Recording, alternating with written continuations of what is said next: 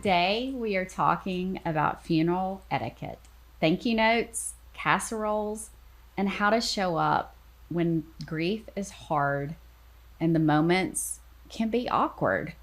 And not to get it perfect. That's not what this conversation is about. Rather, it's how to show up with care.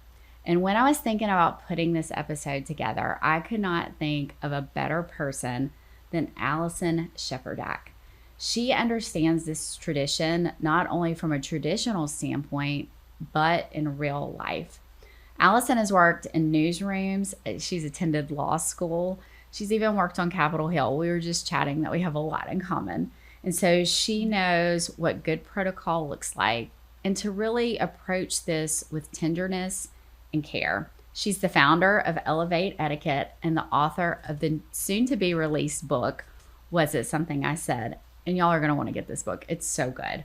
So we're going to talk about what actually matters when someone is grieving, rules you can let go of for yourself and for others, even down to the nitty gritty of things like thank you notes. Allison, I'm so glad that you're here. Thank you so much for having me. I'm delighted to be here. Thank you. So I loved when I jumped into your book, how you said that etiquette is not about having the perfect response. Can you elaborate on that? Just etiquette overall, not just in times of grief.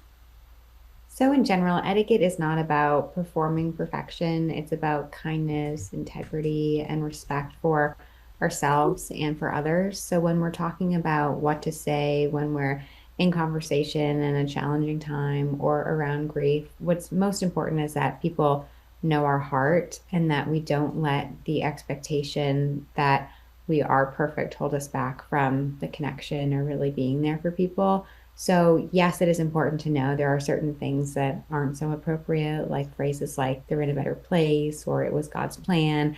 I don't recommend saying those types of things, but you also don't want to be crippled by the standard of perfection such that you're not being there for the people that you love.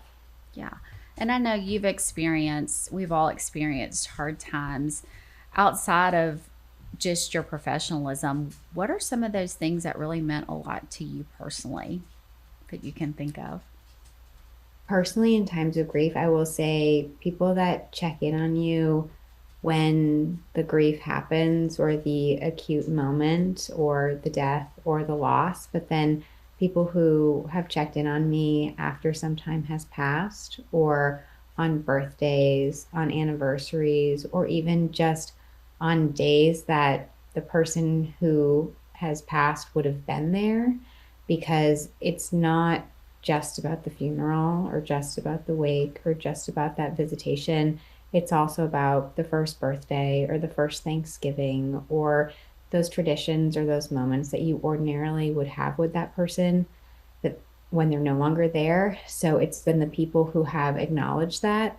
And it's also been the people in my life who, like, so my grandmother is the person who's closest to me that I ever lost. And it's the people who never met her, but have said they'd love to hear about her if I'd ever like to Yes. share. That has meant a lot to me. And I know your podcast is a beautiful platform that shares about the lives of so many, which I think is so wonderful. I know is so wonderful. And it made me think of how the people who have allowed me to share in a little way about my grandmother, it's really meant a lot. So before we move on, tell me your grandmother's name. Priscilla. Priscilla. Oh, I love that name. Beautiful. And if Aw. you and if you feel comfortable, what is something that you want us to know about her? She was spunky and funny and charismatic, and she had a wonderful way of bringing people together. She never needed to be the center of attention, but she knew how to throw an incredible party. And so much of what I know and teach today about etiquette and hospitality and hosting, I learned from her. Also, my grandparents, and they had been together since they were teenagers. They were like the gold standard when it comes to friendship. They had so many friends from what they would call grammar school up until their 80s. Like when my husband and I got married, I had more of my grandparents' college friends than I had of my own college friends because they were just so close with so many people throughout the course of their lives. So they really valued friendship and modeled that so excellently. And it's something that I try to embody to the best of my ability as an adult now, too. Well, Priscilla definitely sounds like a woman I would want in my life. And I love that you're carrying on her legacy and her story. You know, this podcast, I love celebrating all the women and the stories that come together. And so thank you so much for sharing her. And I feel like, you know, following along on your Instagram that I now see her now that you've shared that with us. So thank you so much. Um, Oh, thank so in your book, you talked a lot about soft landings. Can you tell people what that means to you? To me, a soft landing is like a place for people to feel really comfortable. And I think of like your home and your loved ones and your closest friends and your family. They should be like a soft place to land. So, like the people who love you unconditionally, regardless of whether you reached that achievement that you were going for, that really ambitious goal, or the people who are going to love you and see your effort, or they're going to see your intention as well as the outcome. I think it's very easy to judge others on the outcomes and judge ourselves on our intentions, but having people that can be a soft place to land, meaning like they're going to love you, they're going to see you through the good, bad, and the ugly. That's what I think about when I think of a soft place to land. So, how do you think in times of grief, how that idea, because being an attorney too, I love words, that idea of Mm. soft landing bridges the gap to grief moments? And we talk a lot about how grief doesn't necessarily have to be with death, it can be any, for me, I've come to define it as anytime there's a big life change that happens that you're not Mhm. expecting. Hmm. It's so valid to mention that grief is more than just the loss of life. And when I think of this, I think about how grief is not linear or easy to plan or expected, and it can hit you in unexpected moments. And so giving yourself grace is really important, but also having people in your life that can extend grace or can encourage you to have some grace for yourself is also really important. Like something I admire that you have shared in your own podcast is how sometimes someone might have it really together at work and they're so used to communicating excellently or having just the right words at just the right moment. And then all of a sudden, grief enters the picture and it shakes their identity and their whole concept of control and how they move about the world or what they're going to do next. And it can feel so out of character and disruptive. And so, what I encourage is not like trying to subvert or ignore or push away those feelings, but to experience them with compassion for yourself and with some curiosity as to why this is all coming up for you and sharing it with professionals or people that you really trust that can be with you and can help you safely navigate these things and love you through the really hard moments too. Yeah, I think that's so wise. I know with myself, I would have those moments. I would be training, or somebody would call to ask me a newsroom question. And all of a sudden, it was like somebody had turned off the TV and my mind Mm-hmm. was just blank. And I became really frustrated with that. But thankfully, I have a good therapist and she was able to label it and say, this is what it is. No, you're not losing it, Ryan. No, it will get better. And so, you know, giving yourself permission to say, I don't have to be perfect, which is the theme I read throughout all of chapter 9. So, chapter 9, um, I'm gonna is titled Etiquette for Challenging Times. And the message I walked away from, and you tell me if I got it wrong, but that presence is more important than perfection.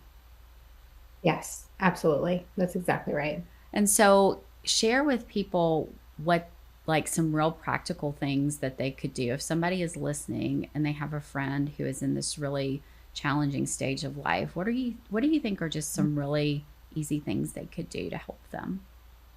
You can be really honest and you don't need the perfect words, and you can own the fact that you don't have the perfect words. You could say something like, I love you so much and I want to be here for you in the perfect way, but I don't know what the perfect way looks like. I don't know what to say here and I don't want to say the wrong thing, but I'm just going to sit with you. And you can also, if you think of anything specific that you can help with, you can offer that. But even saying, I don't know what to say, I'm at a loss for words, but what I do want you to know is how much I love you. That's really powerful. Agreed. Yeah. I know some of the things that when I look back that really stuck with me is you talked about already that year after. I say, when somebody comes to your mind, there's a reason. Like send them the text. And just sometimes the text was real simple. I thought of you today. I hope you're having a good day. It didn't have to Yes. be a whole Bible passage or or Yes. doing anything. It just like that's the thing I remember that was so kind. Also, the texts that don't have any strings attached, like are not Yes. looking for anything, are not looking for any just like status update or new decisions that have been made or details or like information that might seem gossipy or like none of their business. Those are the texts that don't come across as very caring, but it's the ones that are like, I know you just had a baby. I'm so excited for you. I want to support you in whatever way I can. You do not need to text me back. Just know that I love you and I'm here for you. It's those kinds of things that, like, you don't need to text me back. And if the person does, it's like a bonus, but there's no expectation that you're going to take a lot of their time. And also knowing that everybody's different and grief is a process. And some people who have been through grief, they might feel like these are probably not the best technical terms, but almost like a grief hangover or like remorse after oversharing potentially. Like there can be this release in getting things off your chest and Mm-hmm. sharing things with other people. But then there is often a common experience of feeling like, oh no, now I've burdened this person with all of these heavy things that I shared. And they would have been perfectly fine and they would have been able to go about their life without knowing this. But then I had to share all of these really difficult things that they wouldn't otherwise have known. And there can be some regret there, or there can be a feeling of like, I shared a little bit, but I don't really want to continue this relationship this way because it seems very exhausting to continue to have this person in a real close capacity continuing to share. So in that situation, I would say to someone, give yourself some compassion. Just because you started sharing doesn't mean that you're on the hook or you have a duty to share the same volume or the same intensity of information with someone forever. It's a very, very vulnerable time. Like, Yeah. especially if someone is visiting you at your home, or asking you really personal questions, it's really, really vulnerable. So give yourself some grace and be flexible according to how much you want to share, who you want to share things with, and know that you don't always need to accept help. Like, if the idea of someone coming over and helping you with things sounds wonderful,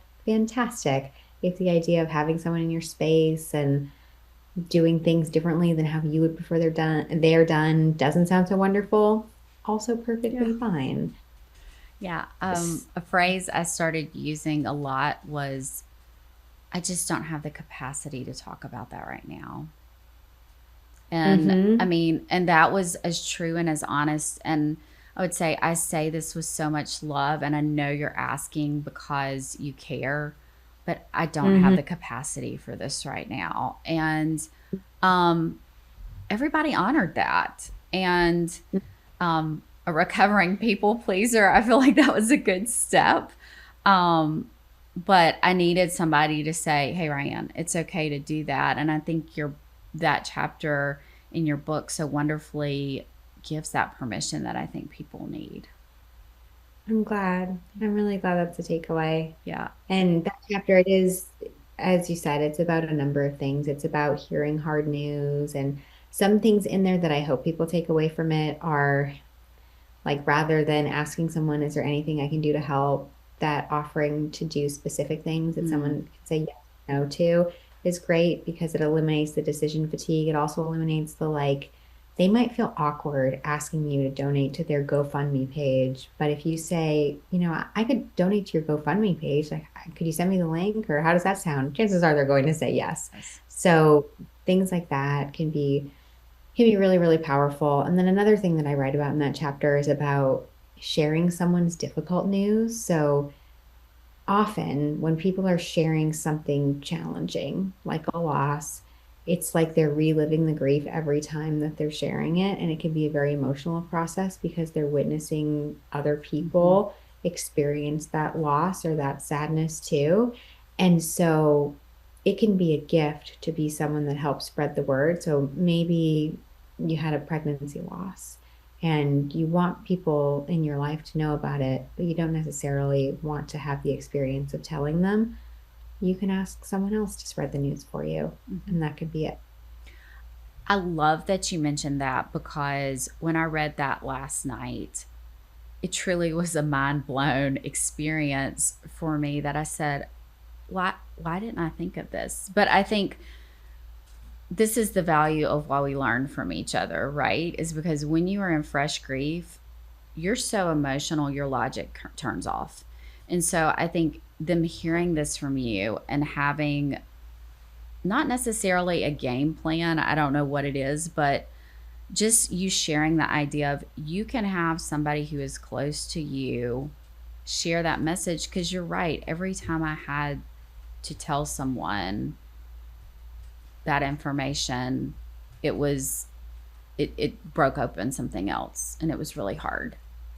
And Mm-hmm. so I thought that part was brilliant, by the way. And I loved that. And there's so many other really, really good nuggets. So I really want to jump in to funeral etiquette because my mom was so big on etiquette, almost to the fact that there were Miss Sharon rules. Let's be honest, there were things that she preferred, and I want to just read my favorite part of this chapter. I have to read is I watch my dad take time off work to attend funerals, not because he's playing hooky, but because he believes deeply in the importance of showing up to mark the end of a life and to support those left behind.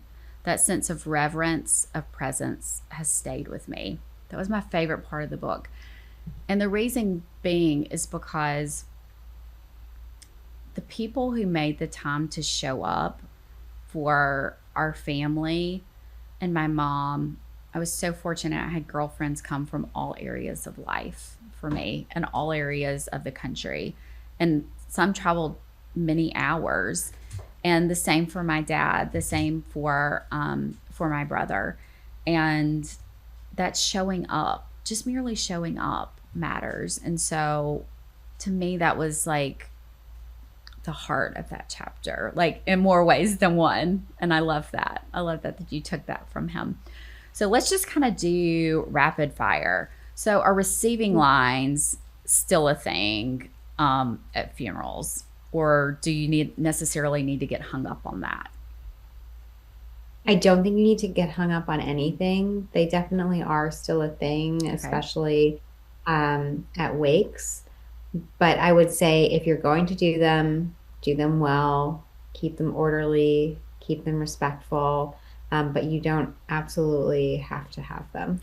So when you say do them well, what does that look like? Because there was this whole kind of, and again, this was also sudden to us. And so we really didn't know. And then there were some family members that showed up late. It was, you know, my mom used to say, you'll see the best and worst of people at weddings and funerals. And I've come to believe that is the absolute truth.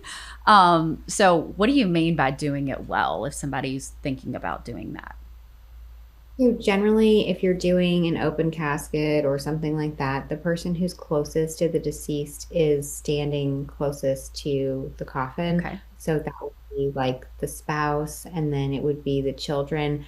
Spouses are beside each other. Mm-hmm.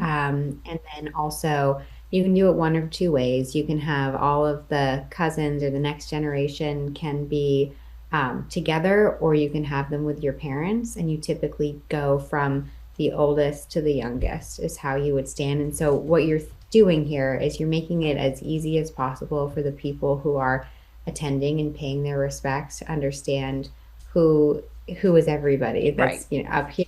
So it's kind of like you have like each nuclear family is together.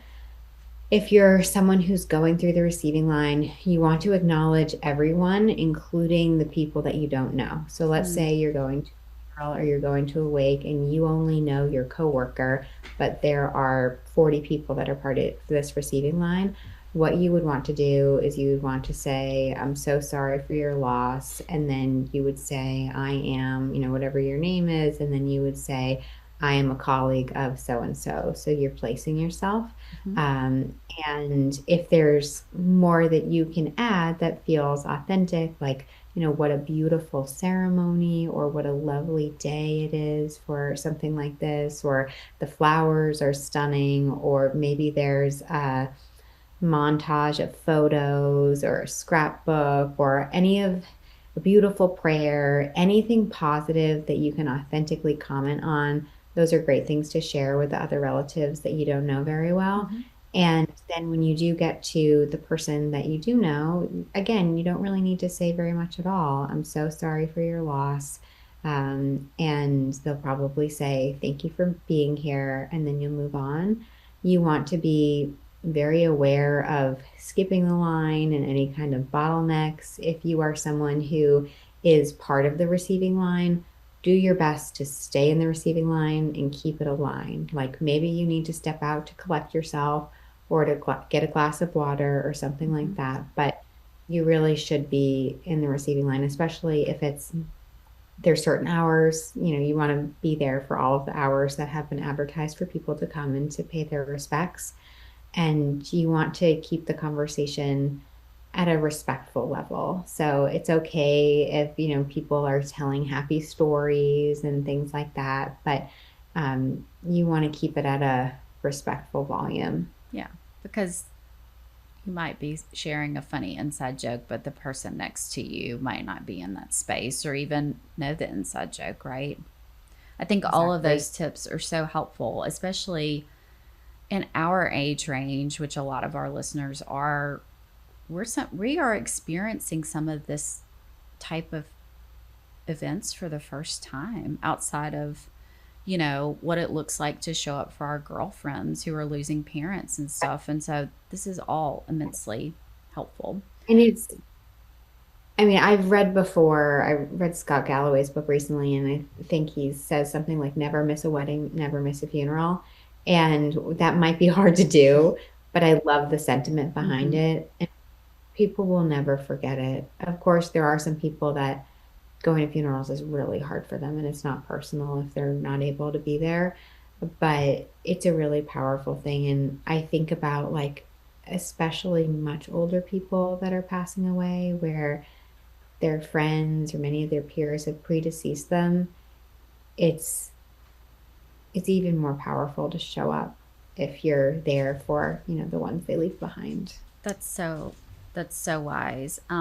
And I think now even more since I've gone through it, like that showing up and that presence is so important. Like your dad is 100% spot on. You can share that part of this podcast with him, and that it matters. It truly does. Um, so let's talk about dark colors. Is that still expected? I was very purposeful in what I wore to my mom's service because, you know, Miss Sharon, you knew how to come correct. But is dark color still primarily the thing? Yes, dark colors are the safe choice Mm-hmm. always when we're talking about funerals, unless you are aware that the deceased had another preference. So if it's a celebration of life, or if you're asked to wear their favorite color, then respect the family's wishes there. But Mm-hmm.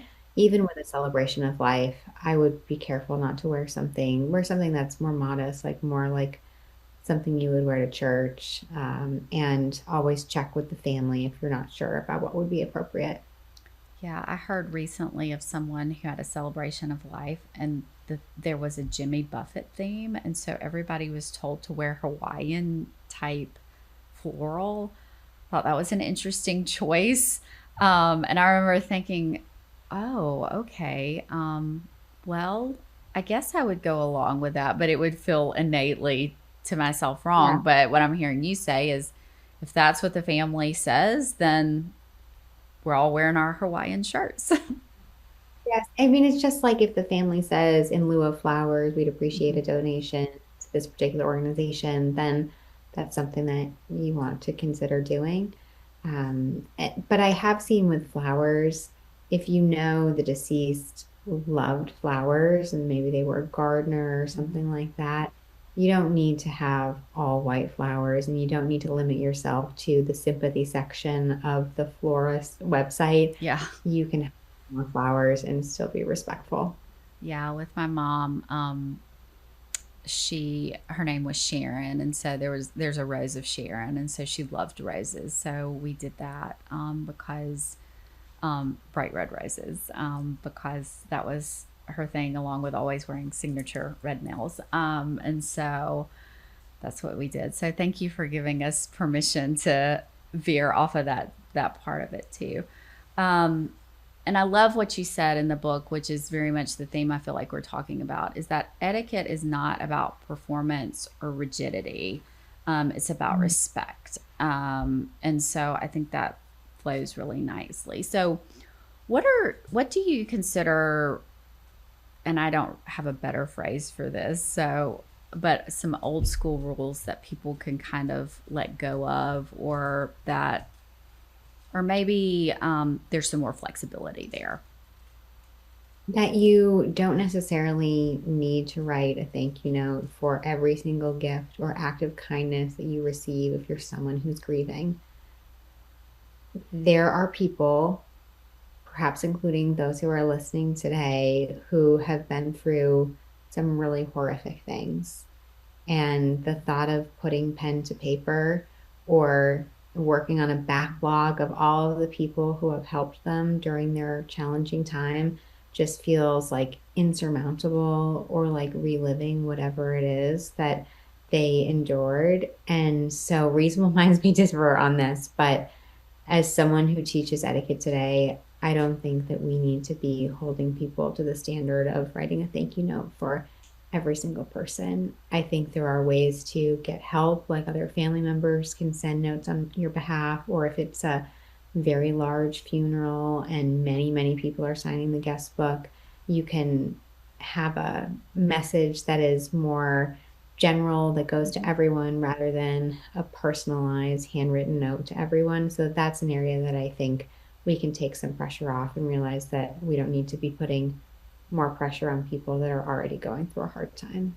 I wish I had heard that message because my mom, very big on the handwritten thank you notes. I am too. I love a handwritten thank you note. And you're right. I really felt kind of this albatross for a while. And I did get through it because I felt like it was also a way to honor her. But I had to do 4 or 5 at a time and then put it away for a day or two. And I felt some guilt because it took so long in my brain. It took a long time. But looking Yeah. back, it's like I should have been kinder to myself. Like, what would I have told my best friend, right?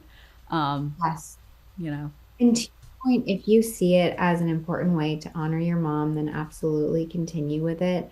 But approach it with a spirit of kindness. And I just say, not everyone's situation is the same, but if it's going to put you back 5 steps in your grieving journey, then that's a moment when it probably means that you should lighten up and yeah, not be so hard on yourself. yeah. So let's talk a little bit about social media and expectations around that because I feel like um, sometimes people forget that just because you have a social media account doesn't mean you're the local news.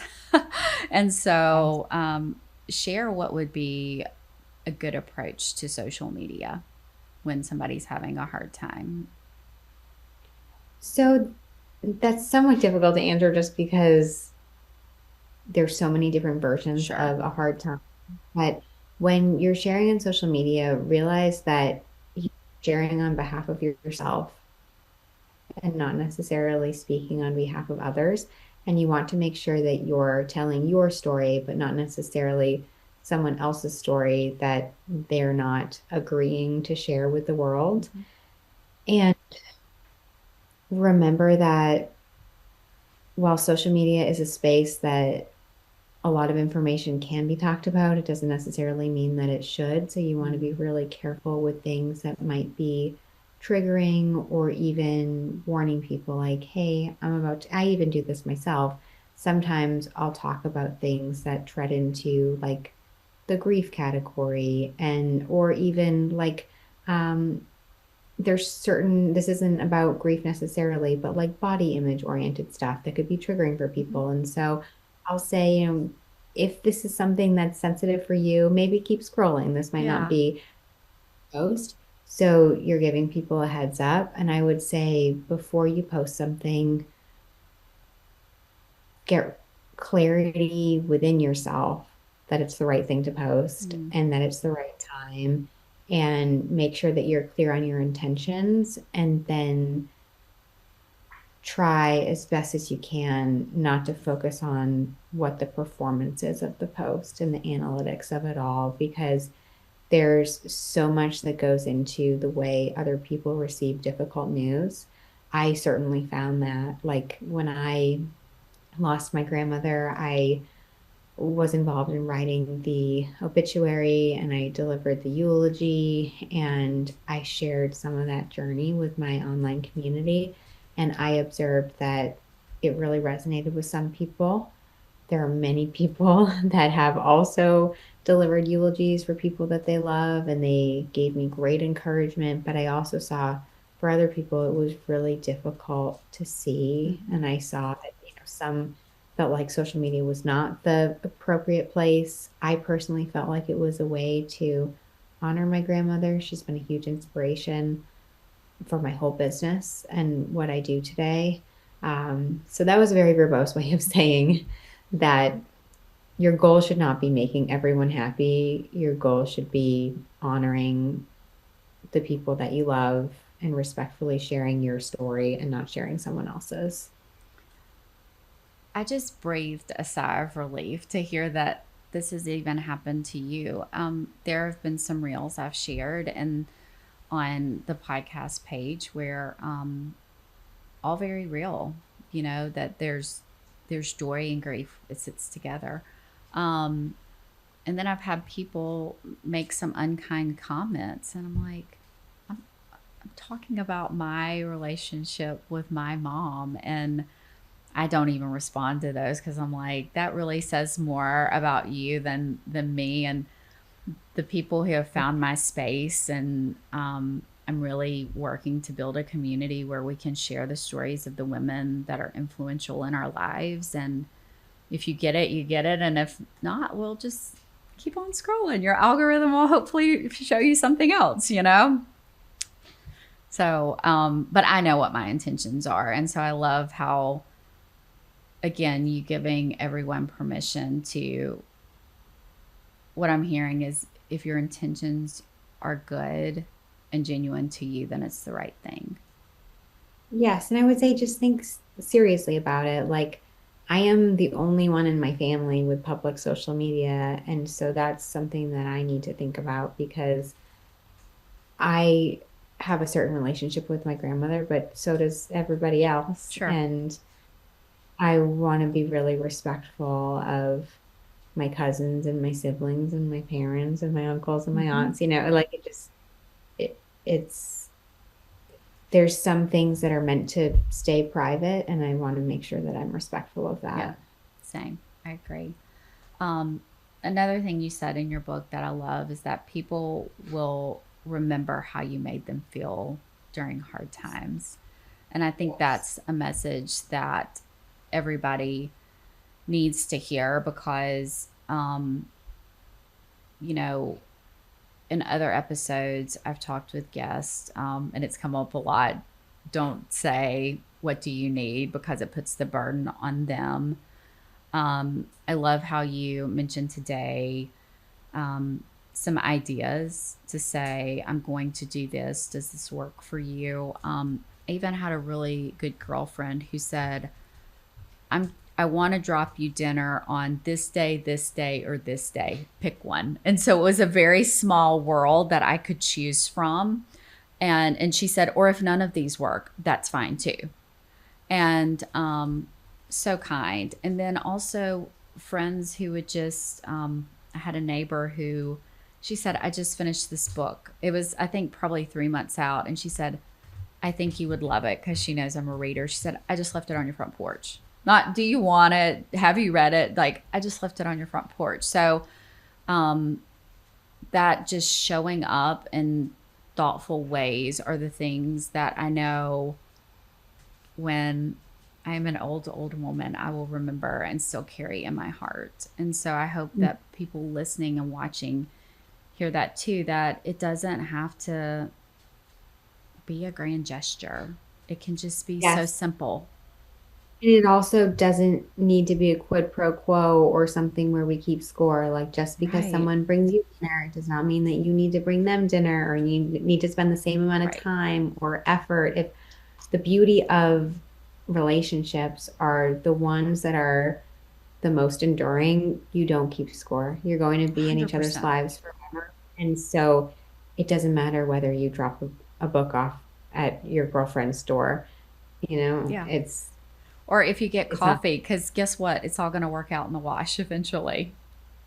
Yes. I had, we have some neighbors who, she already had two little girls, and then they got pregnant with twins. And so she was going to have four children under the age of 5. And so I spent a Sunday afternoon just making them a variety of dinners for the week. And of course, asked if it was okay. I said, I want to make y'all some dinners just so when you get home from the hospital. And she was like, sure. And, we have a beautiful relationship that, our kids go back and forth. And yeah, like things, it just all works out. I think if your intentions are pure. So that's what I took from your book overall. So I want you to tell people where they can find you online and tell them about the book coming out. I'm so proud of you. That's amazing. Writing a book is a huge accomplishment, and I hope you're proud of yourself. So tell them about that. Thank you so much. So you can find me on all the social media places at Elevate Etiquette and also at elevateetiquette.com. I also write on Substack. I have a Substack called The Elevate Edit, and you can find my book, which is called Was It Something I Said? Everyday Etiquette to Avoid Awkward Moments in Relationships, Work, and Life. And it comes out on March 17th. So St. Patrick's Day, hopefully a very lucky day. And it's already available for pre-order everywhere that books are sold. And it's also available on Audible. So if you're someone who likes listening to podcasts and likes listening to books, I read the entire book myself. So it's available as an audiobook too. Yeah, and I was so lucky that I got a little sneak preview. And what I love is that, I think you even said this in the introduction, you can cozy up and read it front to back. But I also can imagine, like, I have already started, once I get my hard copy, me tabbing things and using it as a reference guide, because of the format you laid everything out. It was very thoughtful. I loved all of it. Well, thank you so much. I'm really glad. And as you said, it's written so that you could read it cover to cover if you wanted to, or you could flip to the pages on funerals or whatever you're needing in that moment and get the answers really quickly. Yeah, and easy, digestible, and doable. Like everything I have read so far in there seems very doable, not this ridiculous high bar to try to achieve, which I love. Thank you. So before I let you go, I ask all my guests the same 5 questions. So, what is a life lesson from your mom or your grandma or some other woman in your life that you think about a lot and lean on? My grandmother when I was in law school, maybe you can relate because in law school it's like so much studying and not a lot of socializing. She would always ask me, "Have you made any friends?" And at the time, I didn't have very many friends. But since then, my community has grown tenfold. And I think about that a lot. Like, no matter what's going on in my life, it's important to have friends and it's important to pour into that community. I love that. When I started law school, my grandmother was still with me too. And I think she probably asked me something really similar too. She was so proud that I went to law school. She was a working woman back in the 50s and was always a big advocate of, you know, be as educated as you can, and you can always be clean and have the best manners in the room. That was her. That was her thing. So when you're kind of having a low moment, a rough day, besides coffee and caffeine and maybe screaming in the car, what is something that's comforting to you that gets you through the day? I like to listen to podcasts and I like to listen to like positive music or just put positive things in my Yeah, ears and then prayer is something I'm a believer and so prayer is a huge part of my day too. I love that. So something very sacred and sentimental in your home that just brings you joy when you see it. When you walk into our house, we have a built-in china hutch with shelving with like 50 framed photos of friends and family and travels that we've been on. And for some people, it may be very overstimulating, but for me, I can just look up there and I can see all these happy moments and memories, and it always brightens my day. It's right there when you walk in your home. I love that Mm. because it's so welcoming to say, this is who you and your husband are, and welcome to our home. And maybe you'll get a place on the mantle someday soon, right? So if you're asking God one question and getting an answer, what are you asking? Am I serving you well? And what can I do more? I love that. So, favorite phrase or quote you love that you come back to? It can be profound, it can be practical, it can. I've had some people have some swear words. If you choose to do that, what's that for you? Never a day when it's not worth your while to be at your best. Oh, love it. A JFK quote. It was one that was prominently displayed on a middle school. I didn't even go to the school, but near where I grew up. And so I remember it from when I was really young. Well, thank you so much for being here and for sharing your wisdom and for giving us all permission to just show up imperfectly as long as our intentions are good. And that means showing up for ourselves imperfectly too. And because we're all just trying to do our best. And so I'm so excited that for your book and for people to continue learning from you that way. And I appreciate you for taking the time today. I appreciate you. Thank you so much. And thank you to all of your listeners for being part of this episode. I really appreciate it. All right, great. That's it for today. You can ache for who you were before it all changed and still become someone new. Grief and growth sit at the table, passing notes when we're not looking. This tea, this time, this space is part of your healing, and it's part of mine too. You're not broken, you're just brewing. And besties, we do not gatekeep around here. So if you heard something that poured into your cup that you thought, I have a friend who needs to know this, follow and share it with them. Your seat at the table will be waiting next week.